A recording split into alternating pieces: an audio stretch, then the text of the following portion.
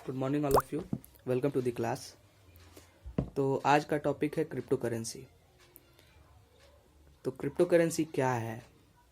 Crypto currency एक digital currency है। अब करेंसी से आपको अंदाज़ा हो गया होगा कि ये नोट जैसा कोई चीज़ है।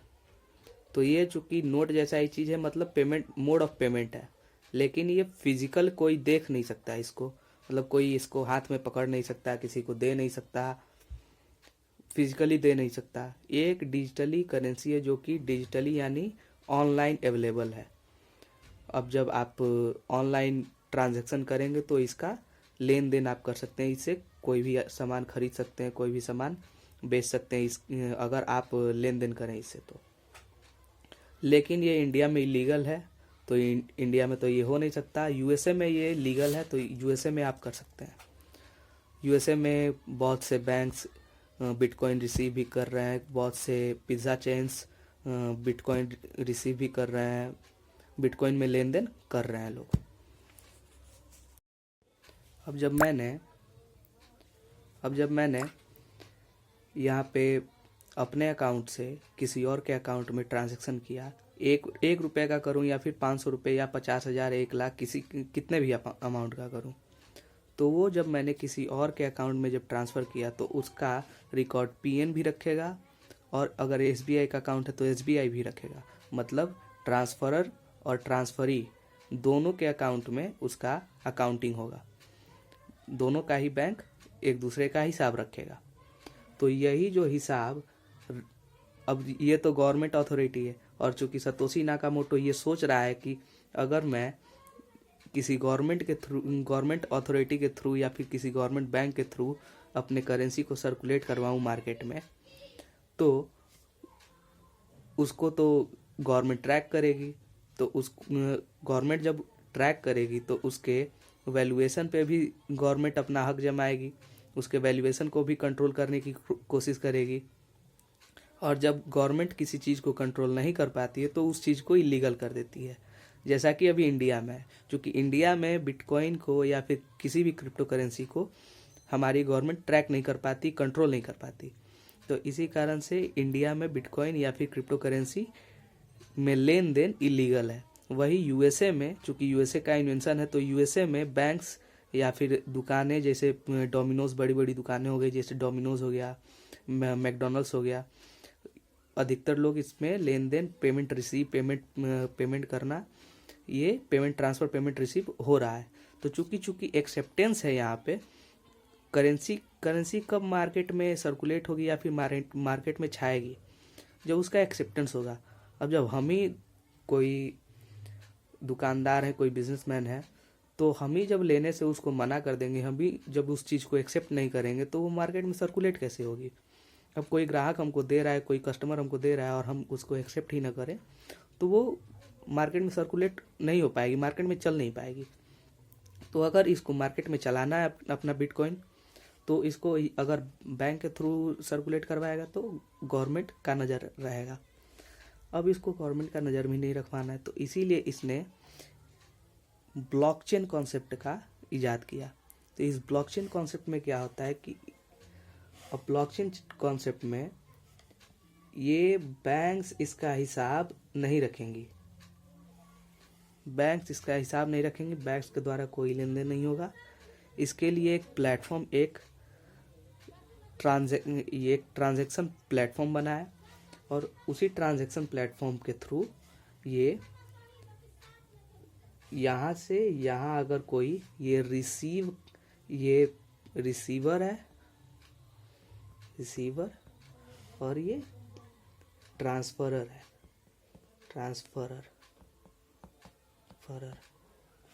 ये ट्रांसफरर है। अब कोई रिसीवर है, कोई ट्रांसफरर है, कोई इसको बिटकॉइन ट्रांसफ़र करेगा और ये रिसीव करेगा। तो इसका लेज़र में पोस्टिंग होगा, और इसका रिकॉर्ड रखा जाएगा, ठीक है।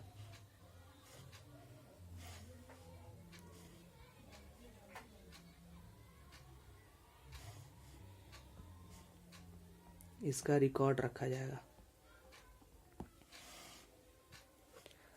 अब ये तो यही ब्लॉकचेन कॉन्सेप्ट है, ठीक है। जब जब ट्रांजैक्शन का रिकॉर्ड रखा जाने लगे तो उसी चीज़ को ब्लॉकचेन कॉन्सेप्ट क्रिप्टो करेंसी के लिए कहा जाता है।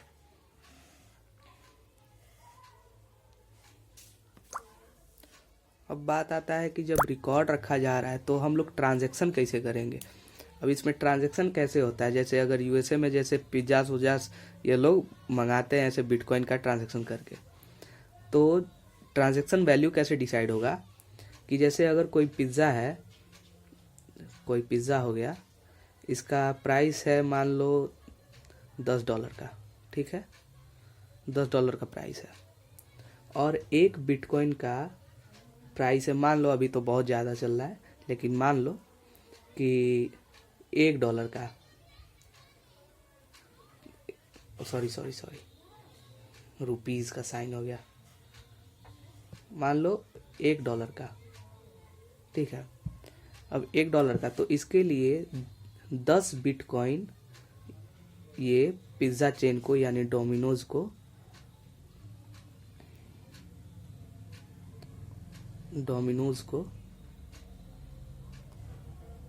ये ट्रांसफ़र करेगा, ठीक है। और यहाँ से ये पिज़्ज़ा ट्रांसफ़र करेगा, और यहाँ से ये 10 बिटकॉइन ये ट्रांसफ़र करेगा। अब बिटकॉइन ट्रांसफ़र हुआ 10 बिटकॉइन, तो यहाँ पे एक ट्रांजैक्शन बना। अब यही ट्रांजैक्शन चूँकि अभी हो रहा है, जब उस टाइम 2011-12 था, 2011-12 में, 2011 और 2012 में, तो उस टाइम पे चूँकि इसका क्रेज़ तो था नहीं, तो उसी टाइम पे चूँकि इसका क्रेज़ नहीं था, ना ही कोई इसके बारे में जानता था, और ना ही कोई, और सब लोग तो डरते थे, कोई भी नई चीज़ आती है और वो भी पैसे से रिलेटेड, फाइनेंशियल रिलेटेड, तो सब कोई डरता है। तो उस टाइम पे जब ये फेमस नहीं था, तो उस टाइम पे, और चूँकि इसको कोई ट्रैक नहीं कर पाता था, तो उस टाइम पे इसका यूज़ सबसे ज़्यादा होने लगा ब्लैक मार्केट में। सबसे ज़्यादा यूज़ इसका ब्लैक मार्केट में हुआ। ब्लैक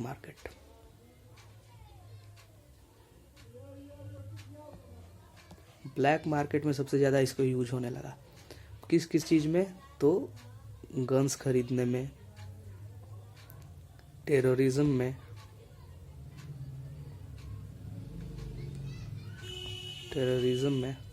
अब बात आता है कि जब रिकॉर्ड टेररिज्म में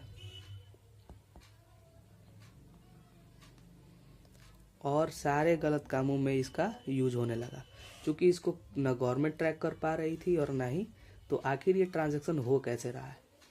अब बड़े बड़े जो हवाला वाले चीज़ थे, जैसे ब्लैक मनी छुपाना, ब्लैक ट्रांजैक्शन करना, गन्स खरीदना, बॉम्ब्स खरीदना, टेररिज्म को फंड करना, टेररिस्ट को फंड करना, तो इसका सबसे ज़्यादा लेन देन बिटकॉइन में ही होने लगा।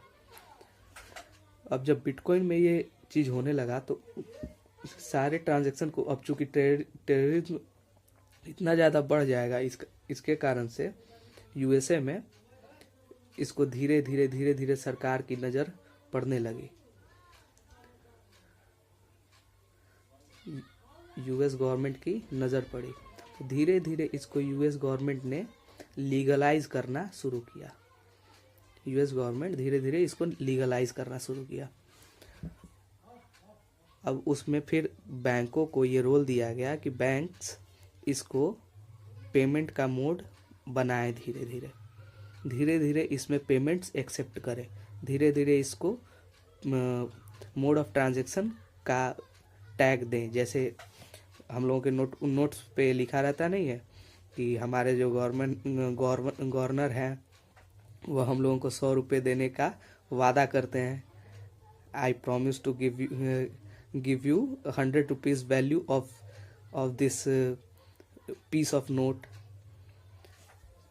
तो उसी तरह गवर्नमेंट्स को ये हिदायत मतलब दी गई होगी कि आप लोग इसको पेमेंट का मोड बनाएं। धीरे धीरे ये यूएस गवर्नमेंट इसको लीगलाइज करने लगी। अब लीगलाइज होने के बाद से तो फिर इसमें कुछ लोगों ने सोचा कि इसको फ्यूचर डेट के, चूँकि प्राइस फ्लक्चुएशंस बहुत ज़्यादा होने लगे उस टाइम पे, तो इसको एक तरह से इन्वेस्टमेंट का जरिया धीरे धीरे कुछ लोगों ने बनाया, वही ब्लैक मार्केट के लोग। तो धीरे धीरे धीरे धीरे ये ब्लैक मार्केट का